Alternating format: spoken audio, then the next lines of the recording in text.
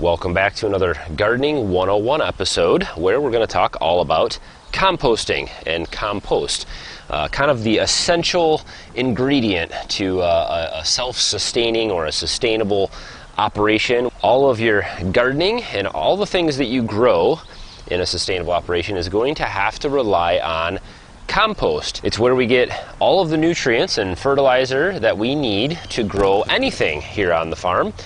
Whether it's our small gardens or out in our pastures or anything else that we grow, it all uses compost. You don't want to have to go and rely on external inputs to your farm or your homestead or your garden or whatever it is that you're doing. You don't want to have to go out and get fertilizers and buy things and rely on other sources of nutrients for your food that you're going to be growing. It's one of the things that we really try to do here is create kind of a cycle where everything kind of stays here and everything is used in a certain way that you don't have to have a lot of outside input into the farm. Compost is just the most amazing and versatile thing that you can produce here on the farm. It's the very center and core of what we do. All right, so with all that being said about our operation here, but what do you need to know about composting? How do you make your own compost? What do you put in it? What don't you put in it? And how do you process it and all those kinds of things? I'm going to tell you and talk to you today about the very simplest way to make compost, or to let compost make itself, really, that I've found over the years to work.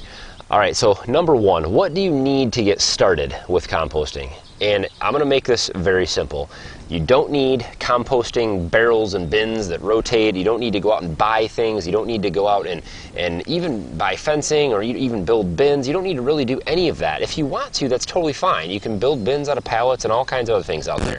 But really all you need to get started is just a place in your yard, a place on your balcony, a place in your patio, a place somewhere. I would recommend that you put it kind of far away from the house, maybe in the back corner of your yard or something like that. Put it wherever you can in your yard that just makes sense for you. Number two, what do you put in the compost pile? What can you put in and what can't you put in?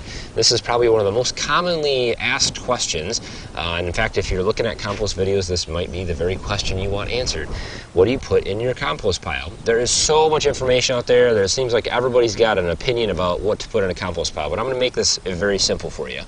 It doesn't really matter. Don't worry too much about ratios of nitrogen material to carbon material, and you got to put a certain amount of this in, a certain amount of that in. Here's the deal. Put everything that you can in the pile, everything that you can get that is organic material. If that's straw, if that's animal beddings and manures from rabbit cages or even guinea pigs and hamsters, that's great stuff to put in there. Chicken manures, chicken bedding, all that stuff, wood chips, and it has, the manure mixed in with it. That's whatever the ratio of nitrogen to carbon that is, it works out just fine. Don't worry about having too much of one or the other. Now, you do want to have some of both in your pile. If you have all nitrogen stuff, meaning if you just throw all vegetable scraps in a pile, it's going to create kind of a soupy mess, and so you don't necessarily want just nitrogen stuff in there. You want to have some wood chips or wood pine shavings or bedding or something like that, or straw or leaves or something like that. Leaves is a great thing to put in. But don't worry too much about the mixture. Things are going to break down just fine no matter what you have in there, as long as you have a mixture of carbon and nitrogen things at some levels. Vegetable scraps, anything from the kitchen that you can throw in there is totally fine. Any vegetables, any rinds, any fruit pits and cores, anything like that. The only thing you really want to avoid putting in your compost pile, I would say, would be maybe raw eggs or cooked eggs. And meat. Now, is it going to destroy everything if you have some meat in there? Probably not. But meat does take a little bit longer to break down. However, from what I found, if you throw meat in a pile outside, if you have meat scraps or anything, food scraps like that, and you throw that out in a pile, it's going to get pretty much devoured by animals and bugs and worms and things anyway. And so it's really not going to hurt anything. So the bottom line is this. Any organic materials, anything that grew, and that you have scraps of or extras of or anything like that, whether it grew on a tree or in a field or in your backyard, anything that grew at some point is probably safe to put in your compost pile. Worst case scenario, you put too much carbon material in, you put too much nitrogen material in or whatever, it breaks down a little bit differently.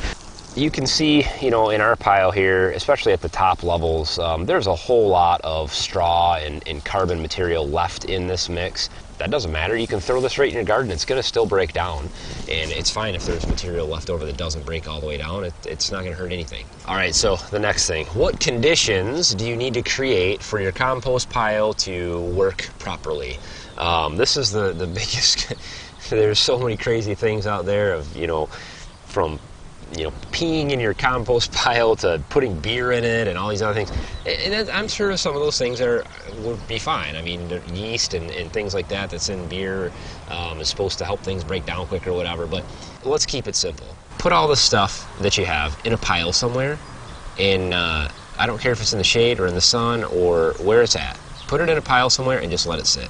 That's really all you need to do. Those are the conditions that are going to help. Now, if you want to try to make compost in 2 months, you're going to need to rotate it all the time. You're going to need to make sure that it stays moist, and you're going to need to do all kinds of things. But what I'm talking about here is just a 1-year process.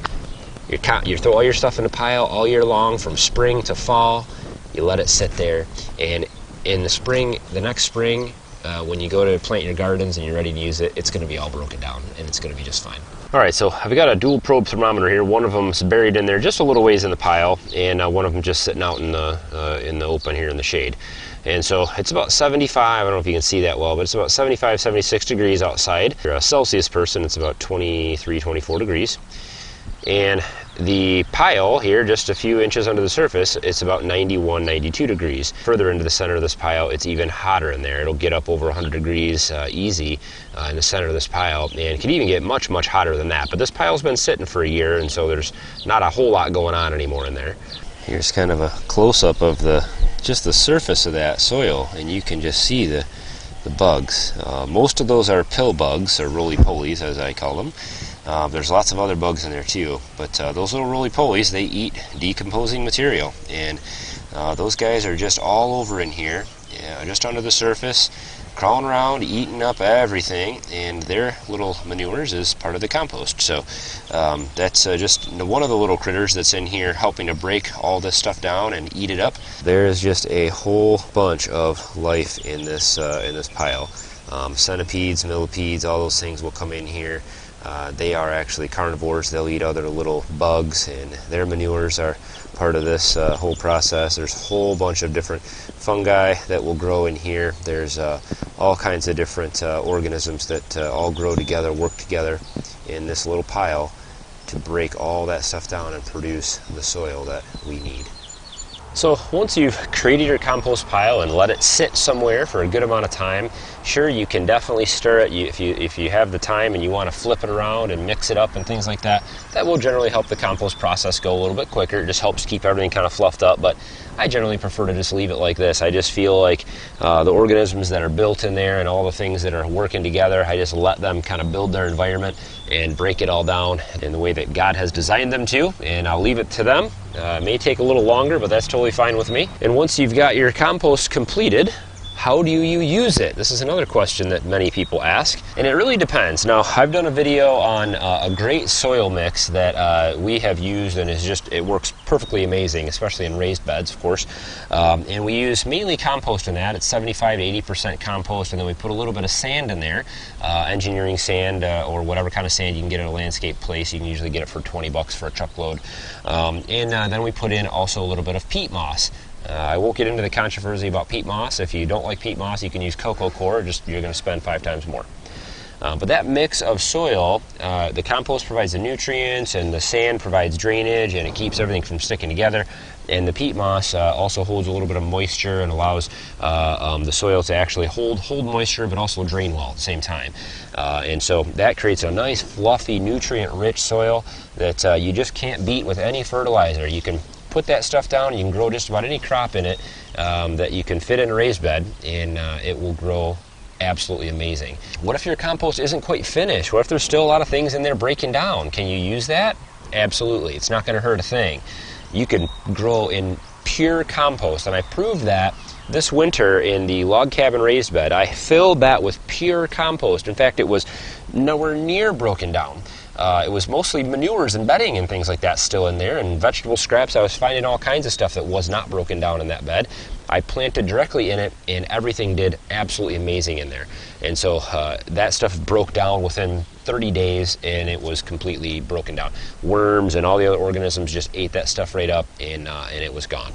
A lot of people worry about compost being too hot, and I just don't think that you really need to worry too much about that, because by the time your plants grow up within 30 to 60 days, this stuff's all going to be broken down anyway. It's not going to hurt anything. So that was all about compost and how to make it and how to use it. But are there any disadvantages to using compost over fertilizer? And I'll tell you what, there is one. There is one disadvantage, and it just takes a little bit of learning on how to manage it.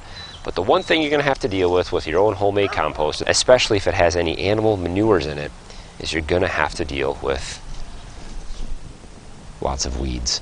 Weeds and the weed seeds and all that stuff, especially because we use a lot of hay and all that stuff. All those seeds, they actually pass right through the digestive system of most all these animals.